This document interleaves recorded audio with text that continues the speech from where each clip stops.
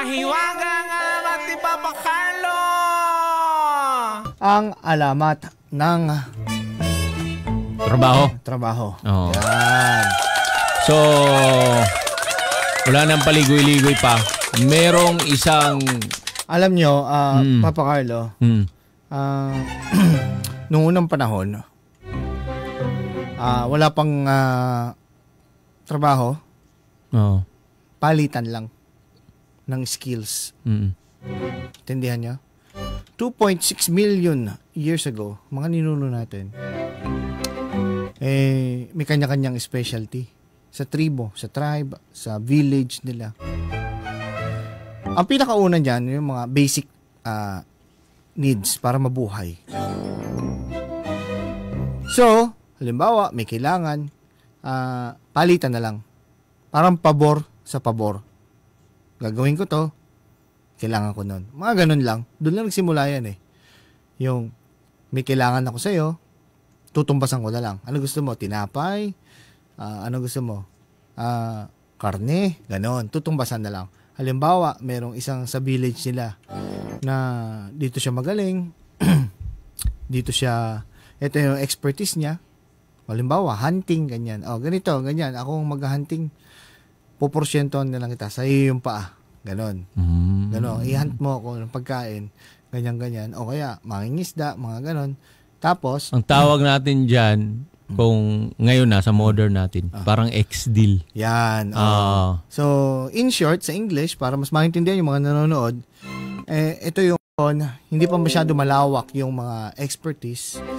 Kaya nagfo-focus lang yung sa pang-araw-araw na basic, yung anong tawag dyan? Essentials, yung necessity, yung pangangailangan lang. So, ano ba yung mga kailangan? Pagkain, shelter. Shelter. Tirahan. Yan. So, ang isa sa kauna-unahang profesyon, ito, ikukwento ko. Yan. Ang karpintero. Karpintero. Karpintero? Matagal na. Million years ago pa, yan ang mga nauna na profesyon na hinahanap para gawin ito at may kapalit. Doon sa serbisyong binigay niya. Diba? Tama. So, ang kwento po natin ngayon ay tungkol sa isang karpintero. Ang kauna-unahang karpintero. Kauna-unahang karpintero. Pero alam mo, may nauna lang dyan. Itatahi ko na lang. Ito yung mas may nauna pa dyan. Ano? Meron isang lalaki. Nangangarap, gusto magkaroon ng mataas na sweldo. So, nag-apply siya, Papa Jepoy. Tinanong siya, anong gusto mo mangyari? A-apply sana ako, sir, yung malaki sahod. Ano bang alam mo? Wala, sir. Gusto ko lang tumanggap ng malaking sahod.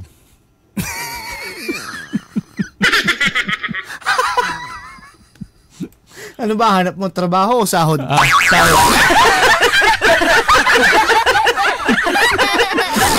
Walang trabaho? Walang trabaho. Sahod lang? Sahod na malaki. Kayo na ako mausap dito, ha? Nakakapikon to, hindi ko maintindihan eh, ha? Ha? Sasapakin ko yan. Pwede ba yung ganun? Pwede ba yun? Pwede naman. Pwede naman. Pero sasapakin kita. At simula nun, hindi na siya natanggap. Si Santi na. Hindi pa nakuha si Santi na. Yung isang aplikante, naghahanap ng trabaho, malaking sahod, wala namang alam. Ngayon, yung isa naman nag-apply, marami siyang alam. Specialty niya, magkukumpuni. Karpintero in short. Okay. So, natanggap siya, Papa Jepoy. So, nagtrabaho for the longest time. Naging ano siya doon sa amo niya. Yung amo kasi niya, ang ano nun, yung parang negosyo, papatayo ng mga bahay.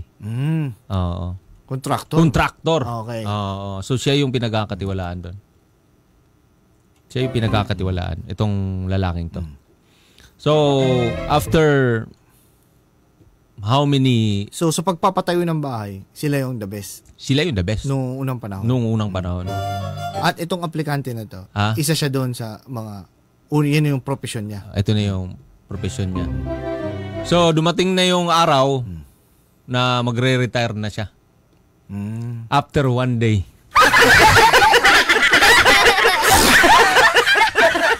Ayop na yan? Ano ba siya, arawan? Arawan. O pakyawan? Pinakyaw ka agad ah. Pinakyaw niya. Ang dami ko nagawang village. Ayop na yan. Napagod. Nagpaalam na siya sa amo niya. Mag-ano na ako. Mag-re-retire na ako. Mingi ng back pay. Ha? Mingi ng back pay. Mingi nga. Hype na yan. Sasabihin ko, amo niyan. Hingi ka back pay, kahapon ka lang nagsimula. Back pay pa gusto mo? Backflip gusto mo?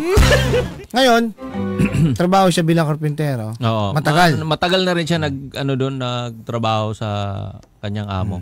So, sumikat siya. Gumaling siya bilang karpintero. Tama. Oo. Kaya tumagal siya dun sa amo niya. So, dumating na yung time na na rin ba, na mag-retire na siya, magpahinga na. Ngayon, yung boss niya, actually, na-approach niya. Na magpapaalam na nga siya. Pero ang sabi ng boss niya, sige. Pero bago ka muna magpaalam, gawan mo pa ako ng isang bahay. So, binigay lahat nung amo.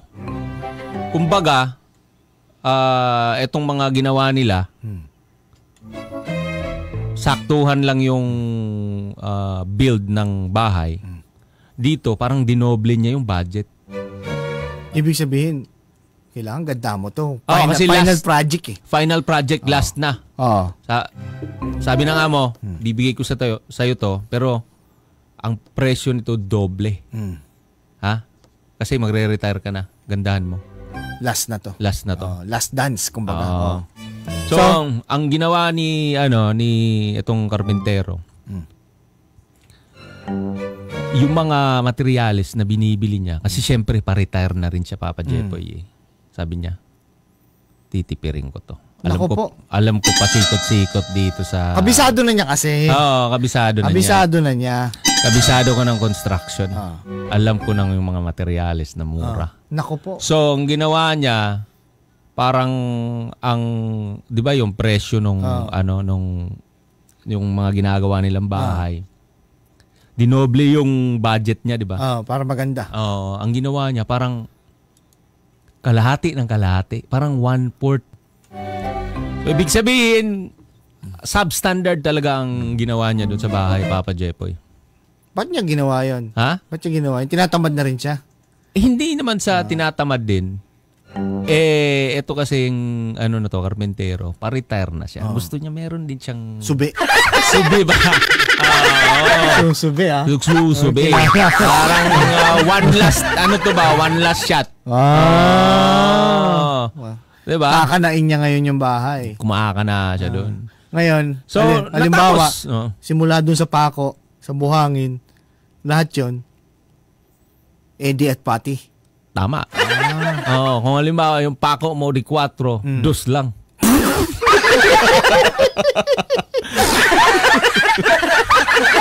Yung tubo, yung mga tubo, maninipis. Ha? Maninipis. Nako po, Diyos ko. Tapos, hollow blocks. Yung hollow blocks. Hollow blocks? Ay, Diyos. Yung pundasyon.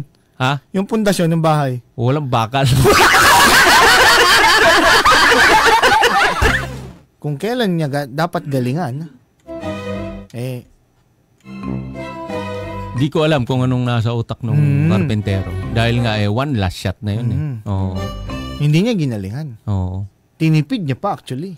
Parang sa kwento ni Papa Carlo, gusto magsubi. Ganun lang. Kumbaga, isipin mo yung bahay, walang baon. Kumbaga buhos lang, walang bakal. Walang bakal. Pag umihi yung aso dun, pag sumandal yung aso dun, taob yun.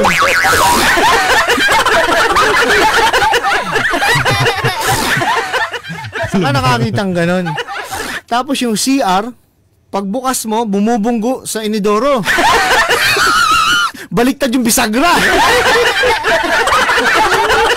Baliktad yung bisagra. Tapos, yung kusina, nasa ilalim ng hagdan. Kaya pag magluluto ka, nakaganon. Kasi nasa ilalim ng hagdan yung kalan eh.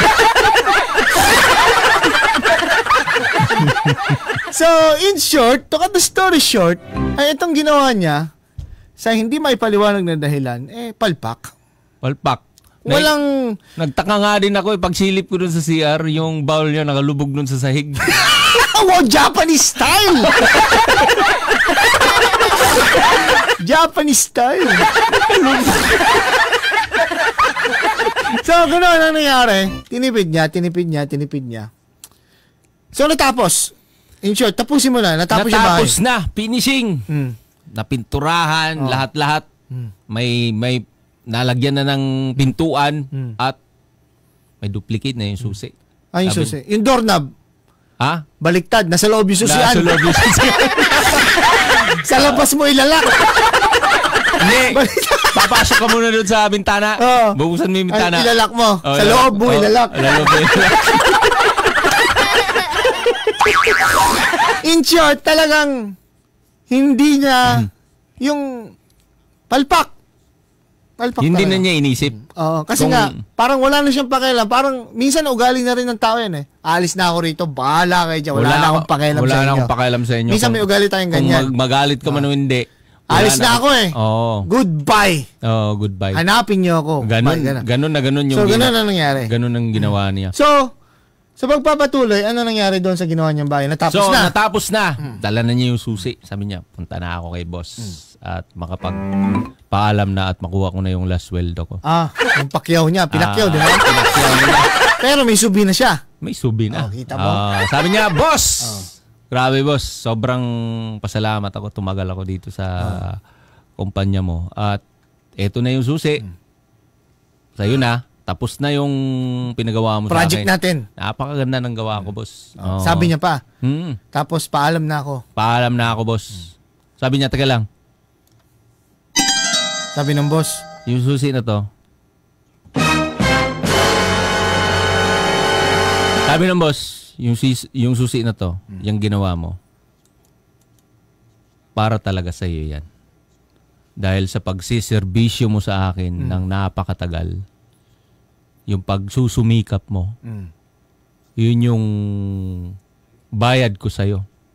Bilang ganti. Bilang ganti sa mga ginawa mo after how many years. Deserve mong magkaroon. Deserve mo nang magkaroon ng magandang bahay. Nagawa mo. Nagawa mo at mamahalin na bahay. Sa kanya pala yun?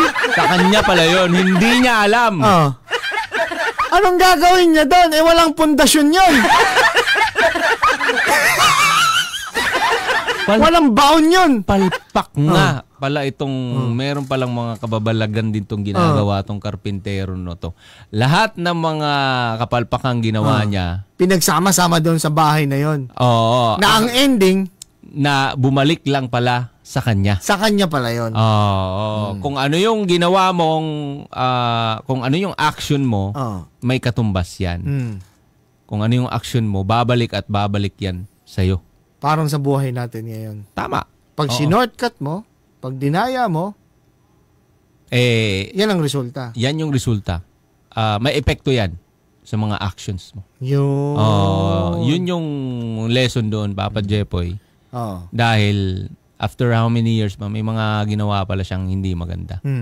Doon sa bahay na yun. Doon sa bahay na yun. Doon. Yun siya eh. Yun siya eh. Parang as a whole ba, yun. Representation sa kanya yung bahay na yun. Yan yung ginawa mo. Yan yung resibo mo. Kaya, sa mga nakikinig ngayon, kung kikilos tayo, yung naaayon. 100%. 100%. Kilusan mo. Dahil, para sa iyo rin yan. Kung ano man yung ginagawa mo. May balik sa iyo yan. Kung ano man yung ginagawa mo, para sa iyo yan. Tama. Isipin mo, ikaw ang makikinabang sa ginagawa mo. Ngayon, kung sinortcut mo yan, shortcut din ang result. Ano man yung ginawa mo, yan yung nagre-represent din sa iyo. Ikaw yan eh. Yun. 'Di ba? So, ayun. At simula noon, na-hospital na siya.